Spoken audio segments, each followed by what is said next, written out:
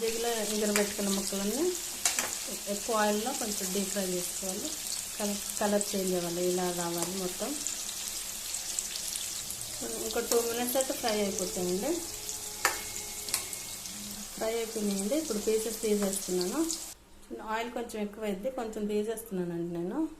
చూడండి, ఒక 5 పెద్ద ఆనియన్స్ తీసుకున్నానండి. ఇలా చిన్న కట్ చేసుకోవాలి.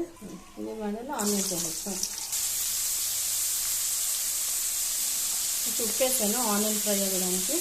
అంటే పసుపు కొంచెం 80% ఫ్రై అయిపోవాలండి ఆనియన్స్. అంటే 50% వేగిపోయినాయండి. ఇప్పుడు కొంచెం సేపు కొన్ని వెల్లుల్లి రెబ్బలు, కొంచెం జీలకర్ర, కొంచెం కరివేపాకు, టేస్ట్కి సరిపడా ఉప్పు, కారం. జస్ట్ కచ్చా పచ్చగా గ్రైండ్ చేసుకోవాలండి. ఆనియన్ వేగినాయండి. ఇప్పుడు కారం వేస్తుంది. ఇప్పుడు మనం గ్రైండ్ చేసుకున్న కారం. ఇది 25 to 1 month వరకు నిల్వ ఉంటుందండి. ఫ్రిడ్జ్లో పెట్టుకున్న అవసరం లేదు. చాలా టేస్టీగా ఉంటుంది. మీరు కూడా తప్పకుండా ట్రై చేయండి ఫ్రెండ్స్. ఒక 1 minute ఉంచేసి తీసేయడమే. ఓకేనండి, బాయ్.